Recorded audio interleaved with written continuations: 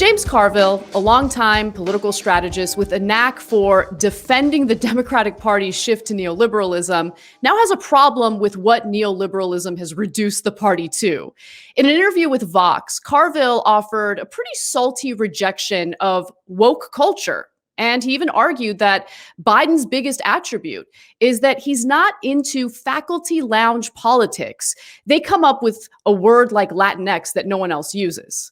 Now, I think that the example of the word Latinx is perfect to describe the problem with woke culture. Essentially, people coming in and deciding to change an entire language based on identity-related politics, even when the very people who speak that language never asked for it. But he goes on to say that as a result, large parts of the country view Democrats as an urban, coastal, arrogant party, and a lot gets passed through that filter. That's a real thing. I don't give a damn what anyone thinks about it. It's a real phenomenon, and it's damaging to the party brand.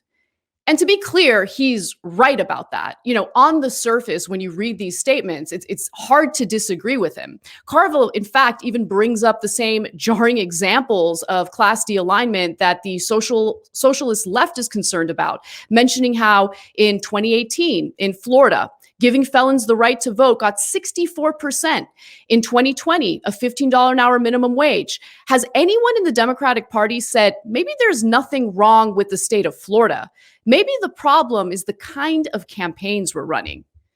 Now, again, Carville has a point, but he seems to be oblivious to class de-alignment in the first place. He obviously feels like there's something afoot, there's something wrong, but he can't really put his finger on it, and he really just boils it down to language and messaging. But there's more to it than that. In fact, his own class interests stop him from considering the severity of the problem and limit him to critiques of unpopular slogans and finger wagging by PC enforcers. If Carville really stopped to ask himself what the Democratic establishment would campaign on in the absence of woke posturing, what would it be? What would their sincere politics be? What would their message be? How would they appeal to voters? And how did the party get to where it is today? Much like establishment Republicans who intentionally base their politics on culture and nonsense, like Mr. Potato Head, to avoid having substantive discussions about inequalities, the Democratic Party has latched onto its own version of the culture war, the culture soup du jour, whether it be the Me Too era or other identity-related matters. Jacobin contributor and historian Matt Karp actually touched on this during a recent episode of The Jacobin Show. And if you look at the numbers in different contexts, if you look at, say, how the difference between the Obama campaign and the Biden campaign in the US, you see not just broader trends that are working against class politics, but you do see the calculated malice of Chuck Schumer. You see the way in which the sort of both the political rhetoric of and the style and the kind of milieu of the Democratic Party, you know, from those ubiquitous, you know, love is love lawn signs that don't mention any material issue to, you know, its kind of, you know, various positionings on economic versus social issues to its, to the extent to which it offers, you know, limp, but you know, essentially a pretty, for the last, you know, 40 years, very either direct hostility to labor or a very soft support for it. You see all sorts of ways in which these calculated decisions, both on the policy front and on the campaign trail, on the politics front, have produced this coalition that they want. Karp is absolutely right about that. I mean, when it comes to the Black Lives Matter movement, a huge part of the discussion that was missing from the Democratic Party's messaging had to do with the socioeconomic status tied to the way policing is done in this country, what police historically have represented in this country, both in dealing with race, but also dealing with labor in the United States. As an electoral strategy, by the way, this has been disastrous for the Democratic Party. As Dustin Guastella writes in Jacobin, far from signaling a commitment to vital social causes, being woke has become synonymous with an embrace of niche cultural attitudes found only in highly educated urban districts and among Twitter users, 80% of whom are affluent millennials. And Guastella continues to write that this does have a negative impact on the Democratic Party strategically, electorally. Professorial class progressives only make up about 13% of the electorate, and they almost never vote for anyone other than Democrats. Alternatively, as Peter Hall and Georgina Evans show, about 22% of voters dislike cosmopolitan and increasingly out of touch liberal cultural appeals, but believe in a progressive economic agenda. And these voters are largely working class.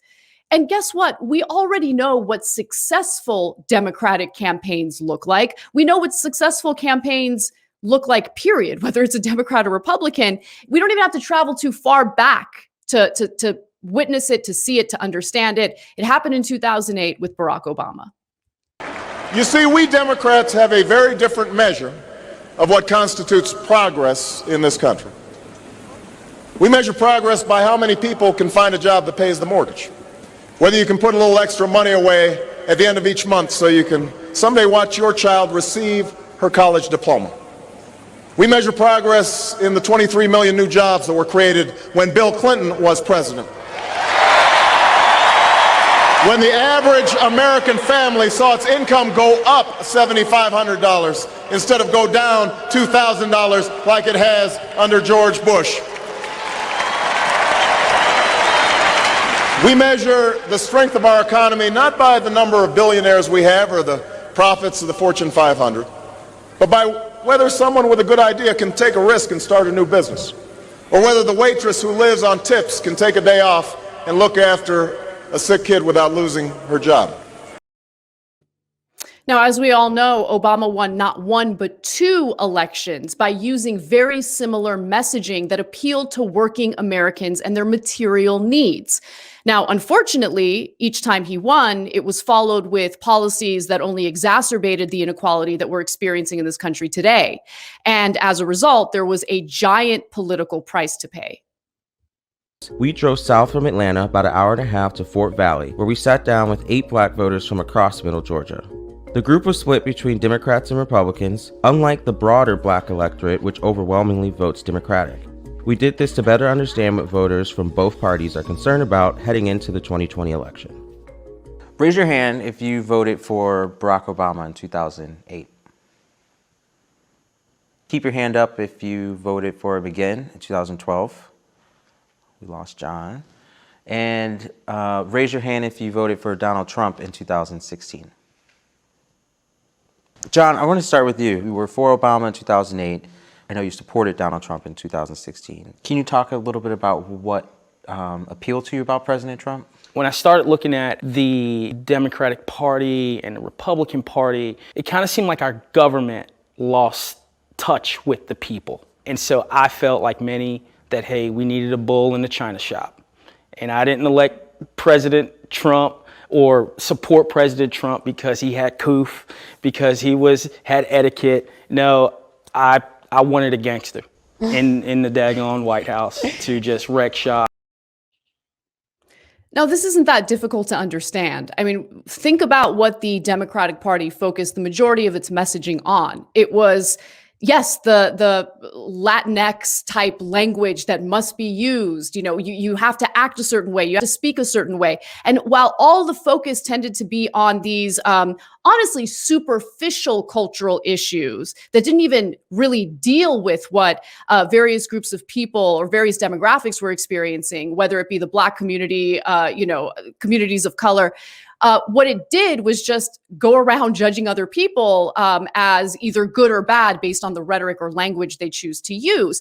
And it ignored, again, the economic conditions that so many people had become increasingly frustrated by, especially after the 2008 economic collapse and the not so great policies that followed. And Dustin Guastella also writes this. It's easy to make sense of it. One way of looking at the past 12 years of American politics is to say that in both 2008 and 2016, workers voted for the change candidate. They voted for perceived outsiders, and they voted against Washington.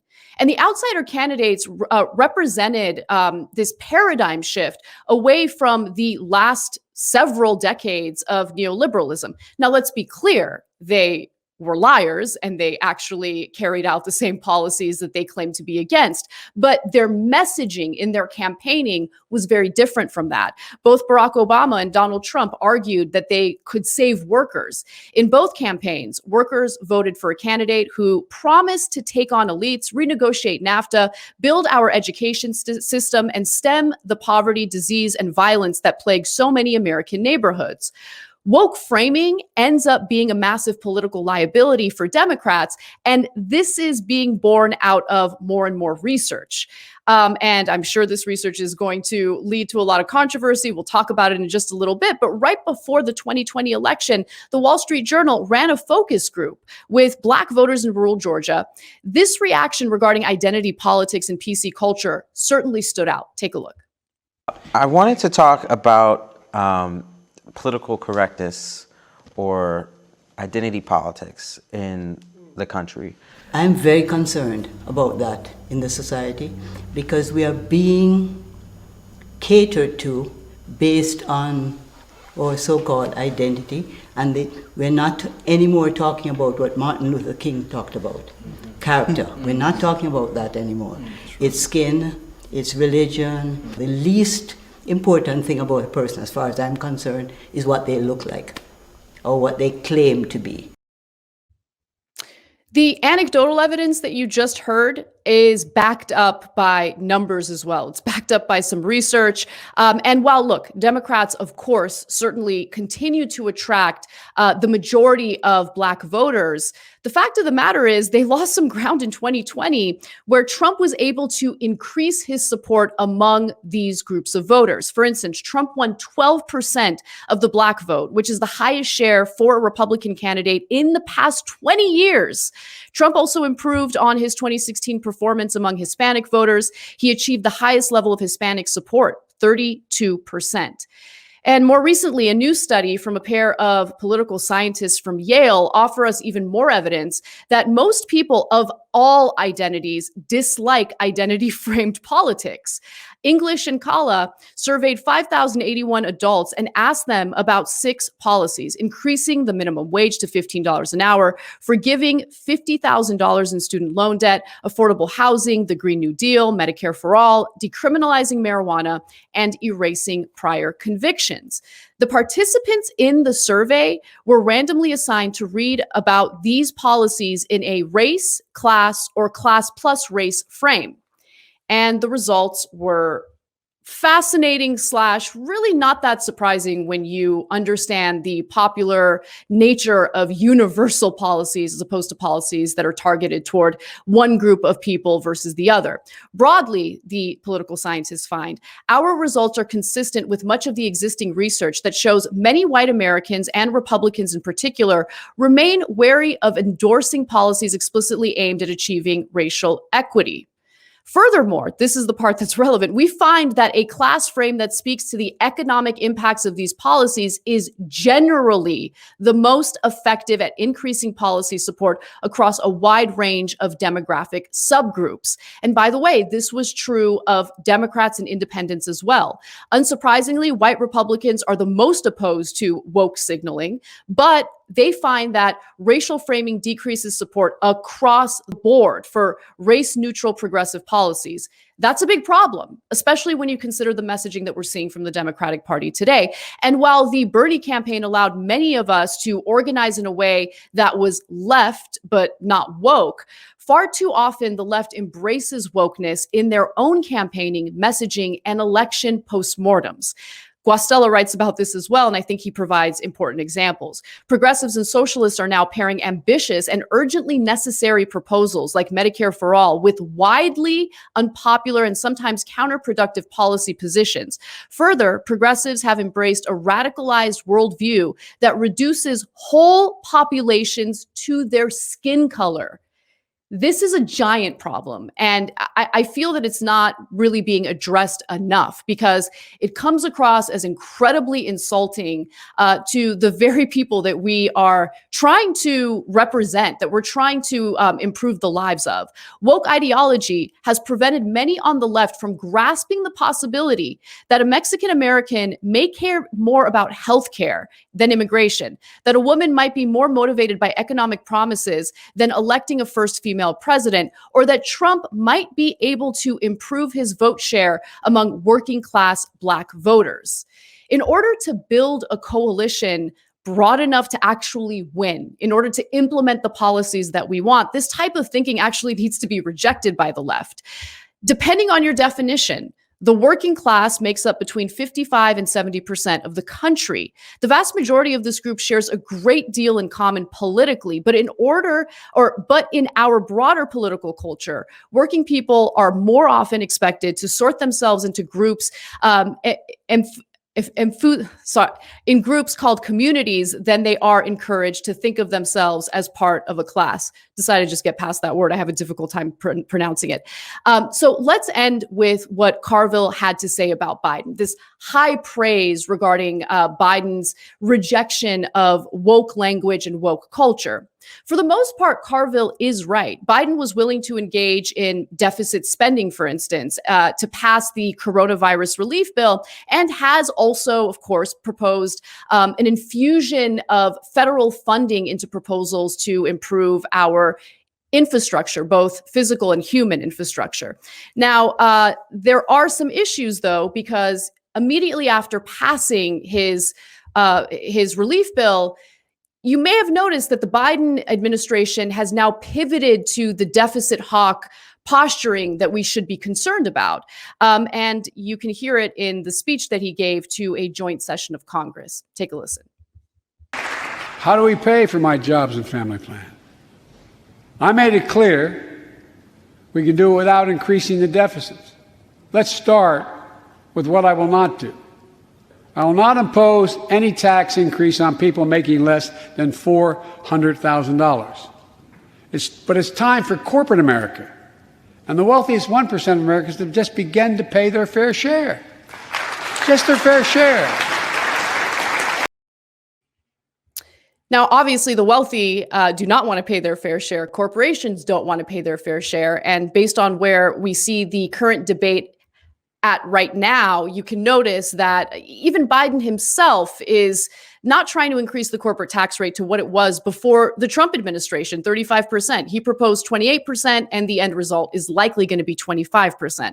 I mention that because if you don't have a way of paying for it in this ideal world that he set up for himself, where you engage in pay-go politics, right, the deficit spending concerns, then you're going to end up stripping these policies of the very provisions that improve the lives of working people. Even his own advisors are reverting back to deficit hawk territory. But what he wanted to make sure to do is he wanted to make sure we were able to pay for it and not put this burden on the American people. As it comes to health care, President Biden has said this over and over again. He believes health care is a right. So again, we're hearing about the deficit, and if Biden has rightly rejected the woke messaging, the woke campaigning, and if he's also simultaneously, walking away from popular economic policies that would actually improve people's lives, what would the end result be?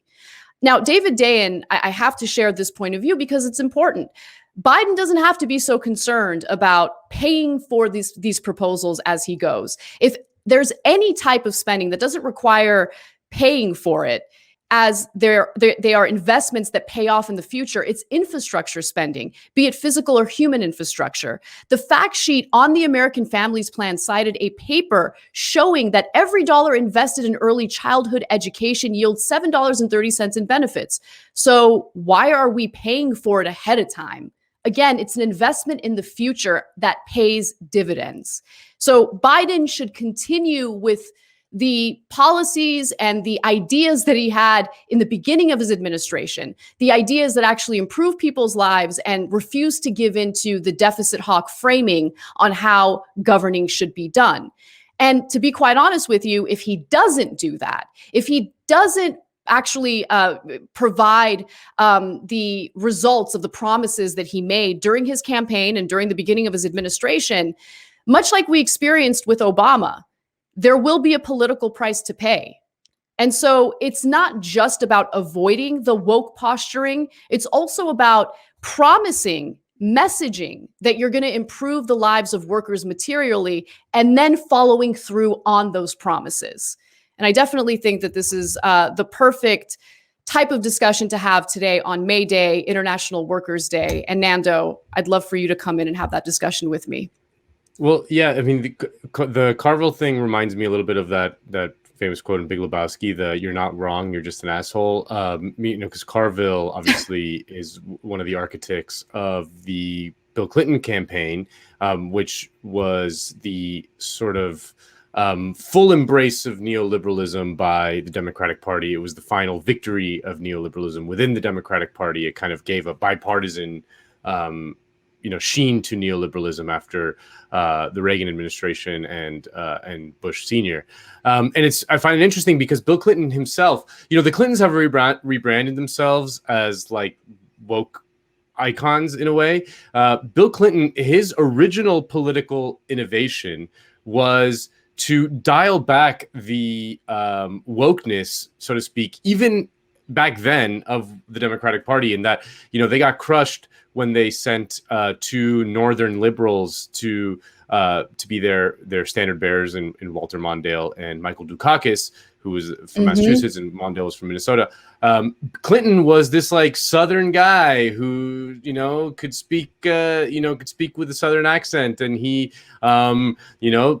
executed Ricky Ray Rector in the middle of his campaign to show that he wasn't, he wasn't gonna kowtow to those blacks. I mean, the sort of the conventional wisdom that has emerged from Clinton's campaign was that he was like, very good at sort of securing black support, and that's true to some extent. But really, the thing that he did was he stopped the bleeding that Democratic Party had with white working class voters, mostly by signaling to them that he wasn't that woke, that in fact he was dialing it back from the Democratic Party. So it's interesting to see that the Clintons have now rebranded themselves as like, woke people or whatever. Yeah. No, I just wanted to touch on that real quick because it's such a good point. And there's a reason for that, right? And the reason is the same reason you see the GOP focus on their own brand of culture war nonsense, right? Why is it that they're so focused on Dr. Seuss and Mr. Potato Head? That's in their minds, the red meat that they need to give to their constituents to maintain support. But the point that, we're trying to make through this segment is that it doesn't work because it doesn't, at the end of the day, workers, whether they identify as Democrats or Republicans, are going to sit back and be like, okay, yeah, we just spent the last few months debating whether or not we should use words like Latinx, but how did that improve my life exactly? How did that improve the lives of Latinos in America? You get what I'm saying? So it's a very shallow, for the Democrats, the shallow attempt at appealing to racial issues without actually doing anything about those issues or doing anything about the underlying socioeconomic problems that exacerbate their living conditions and their working conditions. Yeah, and I think that the Democratic Party's embrace, and liberals writ large, their embrace of what Adolf Reed calls race reductionism, I think is just disgusting to the vast majority of people, even the people who it purportedly claims to help. People don't like to be sort of lumped into or judged by their appearance, the color of their skin. People just don't like that. They don't, even if it's like they're being judged in a quote of positive way, if that makes sense. Like they just don't like to be kind of prejudged for things that are completely out of their control.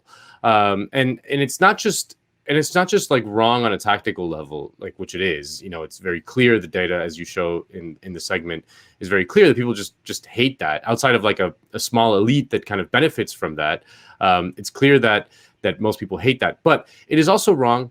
It's just wrong. It's just wrong to do that. It's wrong to judge people for the color of their skin, even if it's like in a way, like in a positive way. And what it does, the effect of it is, as Dustin points out, is anti-solidaristic. It divides people. It creates divisions in the society. Biden this week said, Biden's like the least woke guy of all time. And Biden this week said, like, no, I don't believe that the vast majority of Americans are racist, which is just contra all of the liberal kind of trends these days. And like, they get mad at him for that kind of stuff. But like, first of all, like it makes total, like, why would you just go around telling people that you want their support from that they're just racist all the time? Like it's the last thing, it's the stupidest thing in the world. Like if you're the president, yeah, of course, it's like not rocket science over here, So, yeah.